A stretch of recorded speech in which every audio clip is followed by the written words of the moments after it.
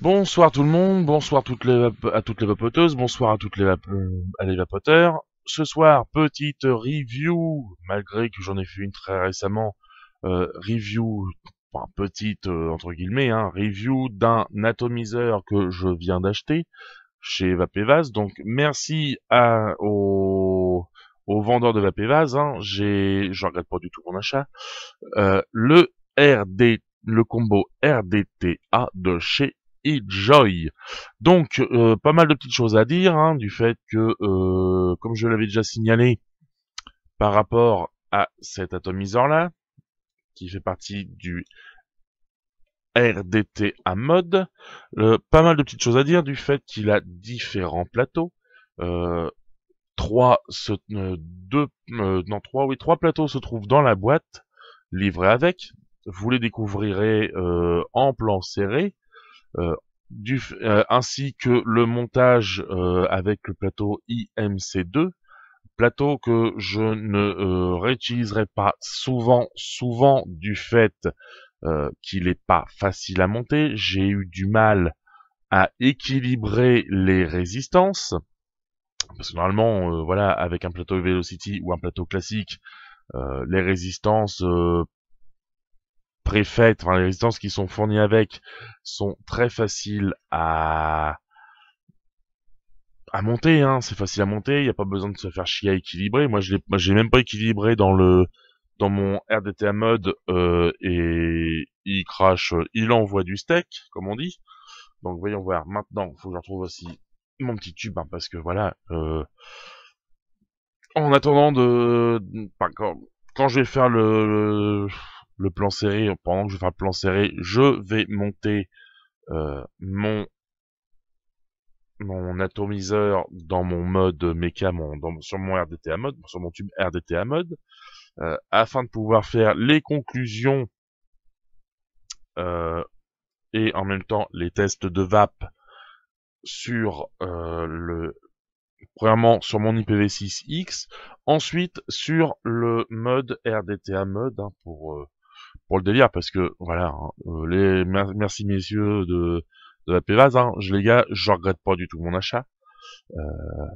Vous verrez bien sur le plan, sur le deuxième plan large, que je regrette pas du tout cet achat, même au contraire, voilà, j'en suis extrêmement content.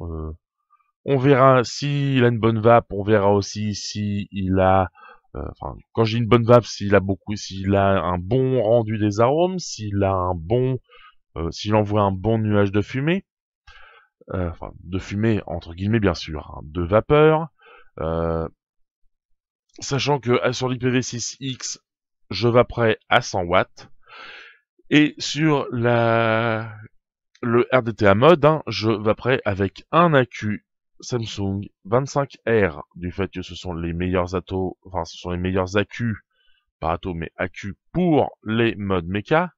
Ensuite, dès que tout ça sera fini, je passerai au montage, donc à la post-prod, afin de pouvoir envoyer la vidéo le plus rapidement possible sur YouTube. Donc, à tout de suite en plan serré.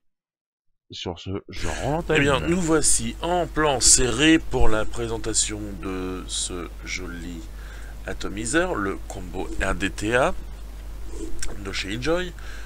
Un petit packaging assez sympa. Sur le côté, on peut voir les différents plateaux de montage, dont certains, comme celui-ci et celui-ci, donc le plateau qui est là, est un plateau pour monter des fils assez larges. Bien sûr, nous voyons le plateau, je ne m'en rappelle plus déjà, Velocity, qui est à l'intérieur, bien sûr, hop, de l'autre côté. D'autres petits plateaux. Ce plateau-ci est un plateau avec des résistances prémontées. Il est intégré aussi à la boîte. Le plateau, enfin c'est même pas le plateau, c'est la base RDA que j'achèterai à un moment ou un autre, comme les autres plateaux. Celui-ci et celui-ci, je les aurai aussi pour compléter la gamme de mon combo RDTA. À l'arrière, nous avons bien sûr ce que contient la boîte, le petit scratch code bien sûr pour voir si c'est un original ou pas, et quelques autres informations en anglais que je ne vais pas lire parce que je suis un peu trop loin. Et en plus ce n'est pas le plus important. Nous allons passer maintenant à l'intérieur par elle-même de la boîte. Hop, on va mettre ça ici. Bien, voilà. Donc, petite boîte plastique, classique. Hop, j'ai même ouvert. À l'intérieur, nous trouvons bien sûr le RDTA. Le RDTA, là, pour ceux qui pourraient bien vraiment voir, il n'est pas, on va dire, clean du fait que je l'utilise depuis hier.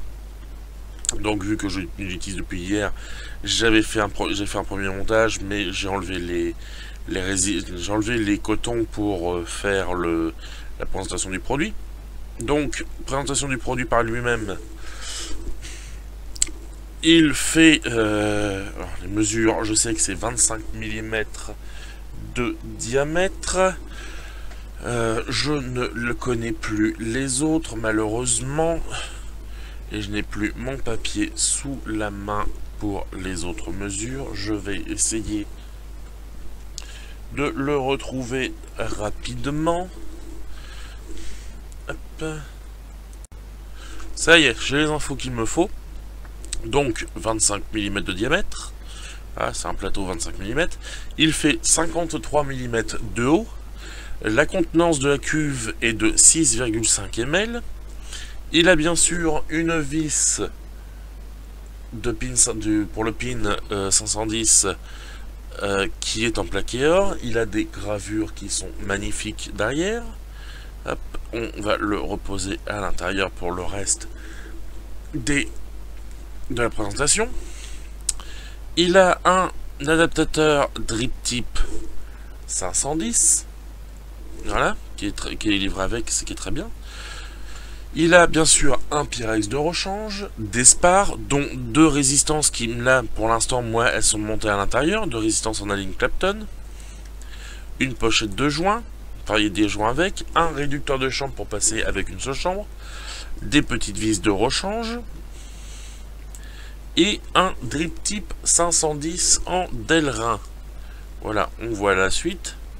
Et il y a aussi une vis plaquée or, qui est livré avec pour le rechange. Comme je disais, nous avons le plateau Velocity qui est fourni avec le plateau pour les grosses sections de fil. Donc le plateau Velocity, le voici, bien sûr plaqué or avec tout l'ensemble. On voit les 4 trous pour les mèches, pour mettre les mèches. Et nous avons aussi, hop, voilà, je l'ai eu, ce petit plateau avec les cotons qui dépassent dessous et 2 résistances. Est-ce que ça va bien vouloir? Voilà, on les voit mieux comme ça. 2 résistances sûrement en inox, vu que c'est quand même écarté, ça doit être en inox, dont la valeur est de 0,3 ohms. À mon avis, c'est environ 0,3 ohms. Je ne sais pas, je n'ai pas vérifié la valeur. Sous la boîte, bien sûr, il y a le certificat de garantie. Mais pour l'instant, ce qui nous intéresse, c'est vraiment l'atomiseur et ses accessoires qui sont vendus avec, qui sont livrés avec. Nous avons, parce que je n'arrive jamais à les reprendre, comme il faut. Voilà. Un petit tournevis cruciforme. Et grande nouveauté, un petit tournevis plat avec. Ce petit tournevis plat qui va sûrement être utilisé pour démonter la vis plaquée or, du fait que l'intérieur les plateaux par eux-mêmes sont en vis cruciforme. Contrairement à d'habitude où c'est de la vis de type clé Allen. Je vais ouvrir le plateau, enfin le réglage d'airflow se fait en tournant la bague en haut, la bague du haut. Voilà, si on arrive à la tourner parce que voilà, on voit un petit peu. On voit que c'est à moitié ouvert, là c'est complètement ouvert. Et à l'intérieur, le plateau, voici qui est déjà monté. avec ces deux résistances. Donc c'est vraiment pour de la grosse section, sachant que le remplissage se fait par ici aussi. Donc les fioles à aiguille, les fioles à compte-gouttes fin ou compte-gouttes large, et même les fioles de type américaine passeront largement, sachant que tout le plateau par lui-même, et même cette pièce-ci, est en plaqué or, ce qui fait une bonne conductivité et rend la taux magnifique. Je vais vous reprendre d'ici quelques minutes, hop, le temps de nettoyer un petit peu l'atomiseur, afin de faire le montage et voir comment on fait le montage à l'intérieur, sauf pour les résistances qui sont déjà montées. Nous revoici pour le montage coton, où là en plus on voit très bien la magnifique gravure du RDTA Combo, qui est la même image que celle-ci, mais là en noir. Une très très belle gravure, hein, je trouve. Donc nous sommes de nouveau ici pour le montage des cotons du RDTA Combo. Donc ce qu'il va nous falloir, c'est du coton, une petite pince céramique, la pince Bruxelles coudée pour pouvoir faire son montage, enfin mettre les cotons comme il faut, et une paire de ciseaux afin de pouvoir couper le coton où il faut, et bien sûr une box, de préférence une box électro. Moi celle-ci c'est ma box IPv6 de Pioneer for You que j'utilise tous les jours parce que du fait qu'elle est petite, elle est compacte, hein, elle rentre bien dans la main. Voilà, là on voit Check Atomizer. Donc pour cela, nous allons monter tout d'abord la taux sur la box. Bien sûr, moi là je l'éteins, hein, ça sera plus facile, ça évitera de se cramer les doigts lorsqu'on va faire le montage. On enlève le top cap, on enlève la partie qui est ici, en tenant le Pyrex. Hop, ça se dévisse. Voilà. En même temps, je vais en profiter. Voilà, je resserre un tout petit peu. À partir de ce moment-là, nous avons notre plateau, les résistances qui sont montées. Et il va falloir passer le coton dans la résistance et le faire passer dans ce petit trou. Tout comme c'est le même type de montage que l'Avocado 22, Avocado 24, le RDTA Plus aussi. Par contre, le RDTA du RDTA Mode Kit est un peu différent. Hein. Je vais pas aller plus loin que pour ça. Malgré que les plateaux soient compatibles. Hein. Celui-là est compatible avec le RDTA Kit, le RDTA Mode, tout comme tous les autres IMC. Les autres IMC plus la base Dripper est compatible avec le RDTA Kit. Le RDTA Mode, tout comme le plateau du RDTA Mode, est compatible avec ceci. Enfin, ce que j'ai pu comprendre, c'était compatible ensemble. Il faudra que je vérifie la compatibilité. Mais maintenant, voilà, passons aux choses sérieuses. Donc, on prend son coton. On prend... Ah oui, le coton, c'est du coton bacon, hein, bacon bit. Hop, on en prend une petite mèche. Hop, on va pousser tout ça, on ira vraiment, ça sera plus facile. Qu'on va rouler. Pour le travailler un peu, voilà. On le travaille pour en faire une jolie petite saucisse. Moi j'appelle ça une petite saucisse parce que ça me fait rire, parce que c'est roulé à la main, comme certaines saucisses. Ou une petite ficelle, un petit fil, parce que vous voulez.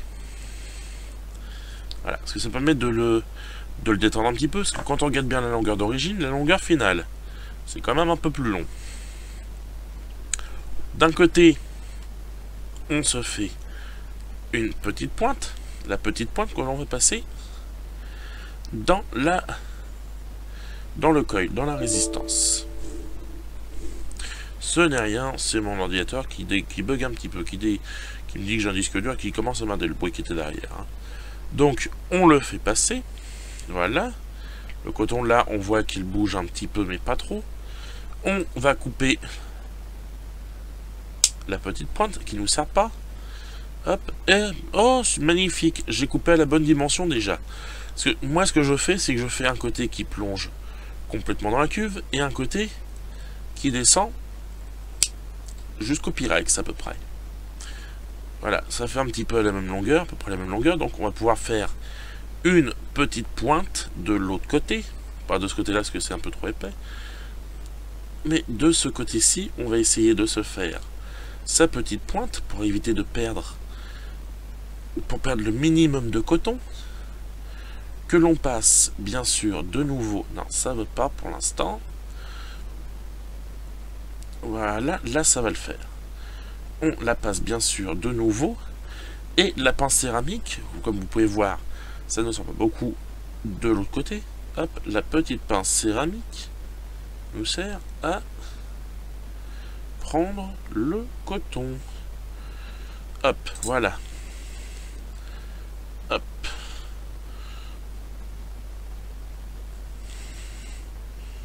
Moi, ce que je fais, c'est que je fais toujours un côté.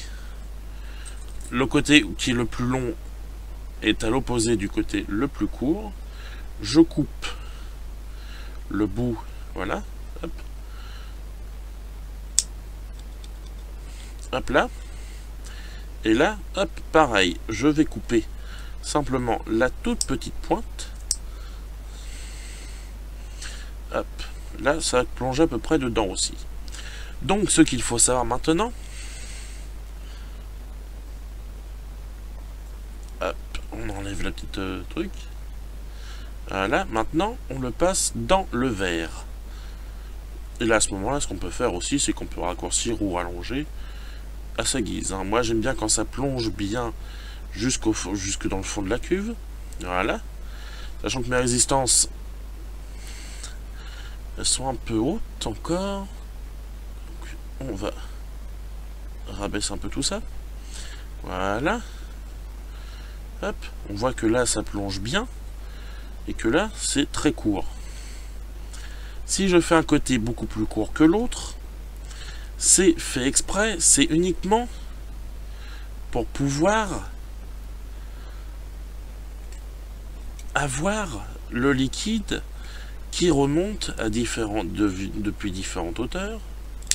Mais aussi, surtout, c'est pour le remplissage.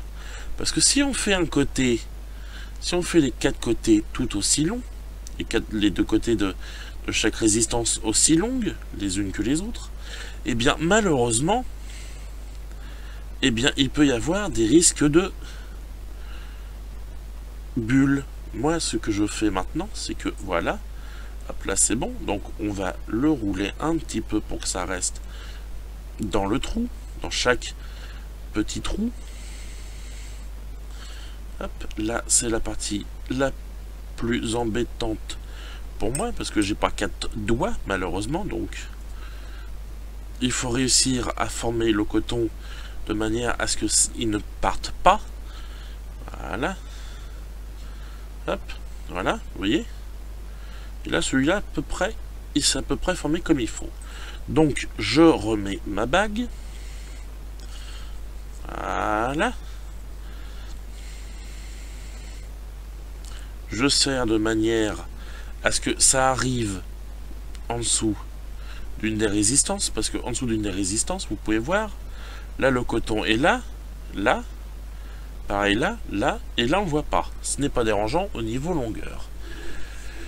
Je vais maintenant prendre mon liquide, qui est un dye. Hop. Voilà, le dye c'est Duo Cassis Framboise. Je vais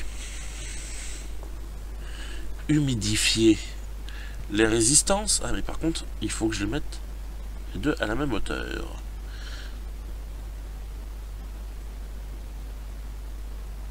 Voilà, c'est à peu près la même hauteur.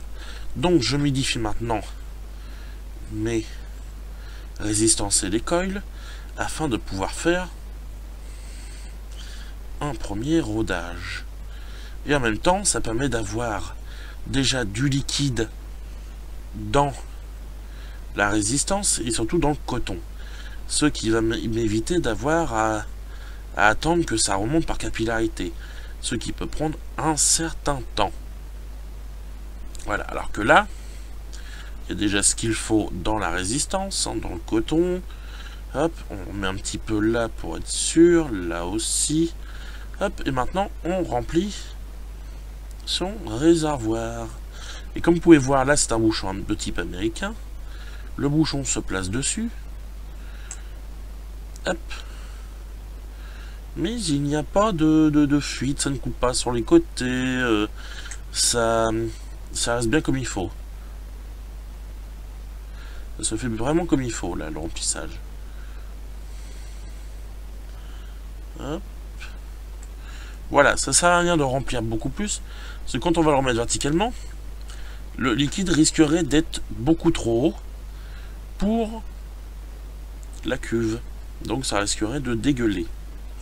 Les airflows, bien sûr, en face des résistances. Hop. Et maintenant, on passe. Oula. Je vais me faire bouger la caméra. Un petit coup de chiffon, hein, peu ta tasse, hein. Un petit coup de chiffon pour essuyer. Voilà, là je rallume la box. Voilà, hop. Ça se rallume, voilà. Hop, et voilà. Nous allons nous retrouver d'ici quelques instants en plan large afin de donner les conclusions et de faire quelques essais de VAP. Tout d'abord sur les PV6X et ensuite sur le kit RDTA mode.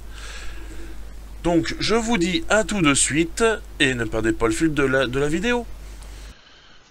Nous revoici en plan large pour les conclusions, voir ce que ça donne. Comme vous pouvez voir, il y a un petit peu de vapeur dans ma chambre encore. Hein. J'ai ouvert ma fenêtre de Velux, hein, sinon c'était intenable.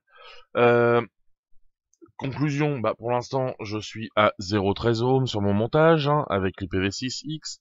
Je vape à 100 watts, ce qui est à peu près l'équivalent au niveau de ma RDTA Pro. Hein. Bien sûr, niveau saveur, très bien. Niveau vape, excellent. C'est un atomiseur extrêmement aérien. L'airflow réglable est très très bien. Moi, je sais que sur mon RDTA, qui est ici, enfin, le RDTA de... Oula, ouais. Le RDTA du RDTA mode, bah, il est beaucoup plus... C'est une vape beaucoup plus serrée. Mais c'est pas dérangeant, hein, bien sûr. Comment dire, bah, petit essai, hein, on va faire une petite bouffée.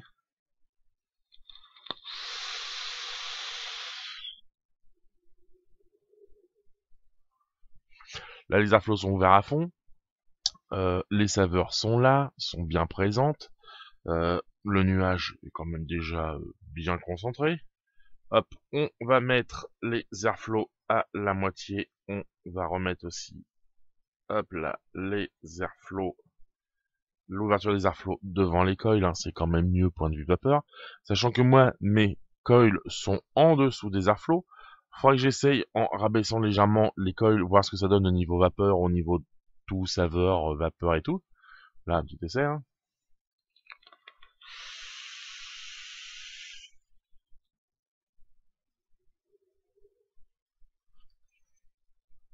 Ah, il y a un peu plus de saveur, déjà.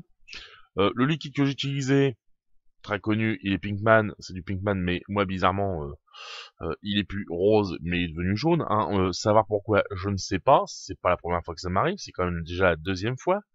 Je l'ai fait dans une autre fiole, c'est ça sa deuxième fiole, que j'ai faite avec... oui, parce que en fait, j'avais plusieurs fioles d'arôme Pinkman. La première était bien rose-rouge. La deuxième, qui est celle-là, est devenue jaune. Ça, pourquoi, je ne sais pas, ce n'est pas grave, parce que les arômes sont toujours là, c'est toujours le même goût, il n'y a pas de changement, simplement la couleur change au niveau du liquide, hein, c'est tout. Moi, je vais rouvrir à fond les airflow, hein, ça va être beaucoup plus mieux, ça va être mieux, je trouve, hein, moi je préfère pour cet atomiseur-là. Hop, on peut le faire directement comme ça pour ne pas avoir à se gêner. Hop, par contre, il chauffe bien, Pépère, hein, 100 watts sur la IPv6X, ça envoie.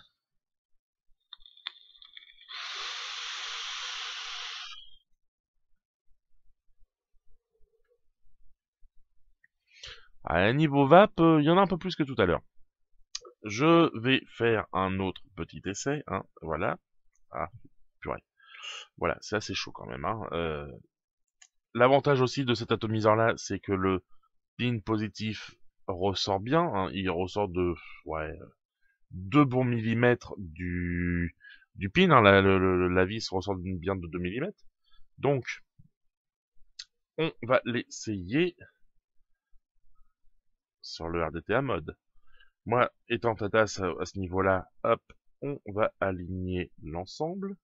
J'ai vu que mon accu Samsung, que j'avais mis à recharger tout à l'heure, qui était à 3 volts 7, là est bien chargé. Hop, voilà. Donc, accu Samsung, hop, 25R, vraiment spécialisé, enfin, vraiment conçu pour les atos mécaniques, les atomiseurs, enfin, les modes méca, hein, les tubulaires ou les autres. Tiens, bizarre. Ah oui, non, c'est vrai. J'ai changé d'ato, donc faut que je règle mon isolateur en pic pour la bonne marche, hein, voilà. Ah, maintenant la cube bouge, hein. C'est ça qui est embêtant avec ces modes méca tubulaires, c'est qu'il faut réussir à trouver le bon réglage. Est-ce que là ça va être bon ou pas, hein? Je sais pas du tout. Oh, ça bouge encore, mince. Pas encore assez sorti. Tout à l'heure c'était le sleeve qui bougeait, maintenant c'est la queue. Ah, si la queue bouge, c'est pas trop dérangeant, dans le sens où, on va dire, il y a une petite sécurité en plus. Mais moi j'aime pas quand la queue bouge, hein. Je préfère vous le dire tout de suite, j'aime pas du tout ça. Ah, ça bouge plus. Ça m'a l'air d'être beaucoup mieux. Voilà. Ouh.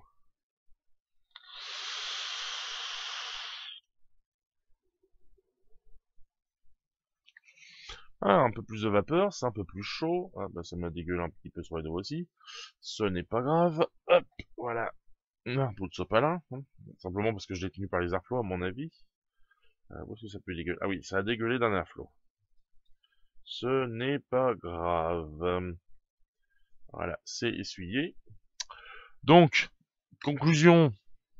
On va vaper avec mon tubulaire, hein, maintenant. Pour l'instant, hein. Pour le boulot, j'en reprendrai les PV6X avec le TFV8. Ça, c'est autre chose, hein, voilà. Donc, atomiseur parfait pour le power vaping. On peut le mettre en simple coil ou en double coil. Je ne l'ai pas montré parce que, voilà, dans d'autres vidéos comme l'Avocado 24, Avocado 22, le théorème aussi. Qu'est-ce qu'il y a d'autre? Le RDTA+, on voit, enfin, fait par d'autres reviewers, bien sûr, on voit comment passer d'une chambre double coil en simple coil, simplement en mettant le petit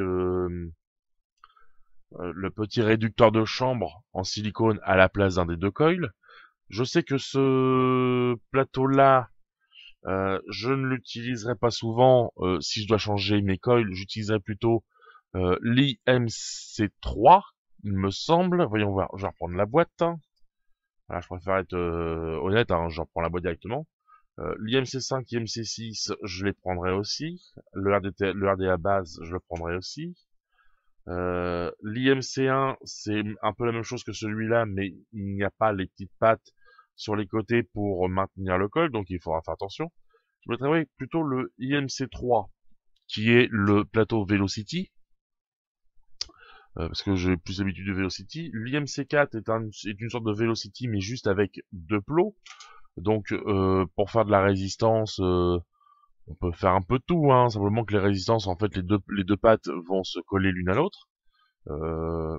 point de vue contact, je sais pas si ça marche beaucoup mieux ou pas, si ça marche moins bien. Voilà, je sais pas du tout hein. Je préfère ne pas m'avancer. Je sais que l'IMC3, qui est le plateau Velocity, je connais beaucoup mieux, j'utilise couramment, mais voilà, hein, pour l'instant c'est monté comme ça, je vais laisser comme ça jusqu'à temps que je change mes coils, sachant que les coils, je sens que je vais les changer pas avant bon bout de temps, hein, ça fonctionne très bien, ça envoie de la gouache, hein, les arômes sont bien là, la vape, la vapeur, le cloud, c'est un truc de fou, hein. Là j'ai depuis que je parle, ça fait quand même 8 minutes 25. C'est vrai que j'avais balancé quand même deux puffs. Bah, j'ai toujours de la vapeur dans la chambre, hein, malgré le Velux ouvert. Voilà, le Velux ouvert. On entend aussi un petit peu les bruits extérieurs, mais ça, malheureusement, bah, on peut pas faire autrement, hein, parce que si je vapais la fenêtre fermée, il me faudrait une VMC pour pouvoir aérer tout ça. Donc, voilà, hein, encore une petite barre hein, pour le délire.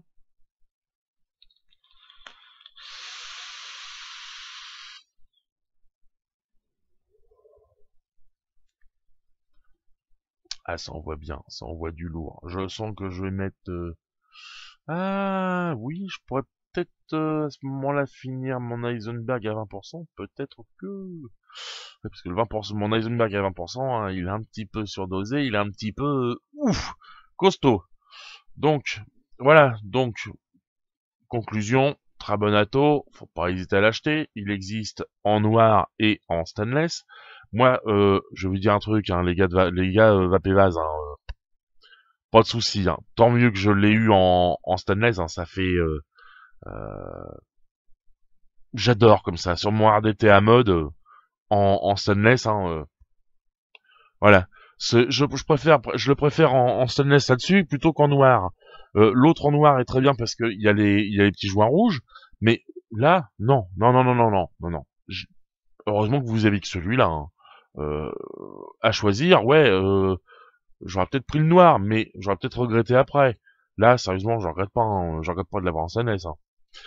Bah donc, bonne soirée à tous et à toutes, et quand même des pampans le diraient, hein. Nous sommes la résistance, et bien sûr, une petite barre pour la fin.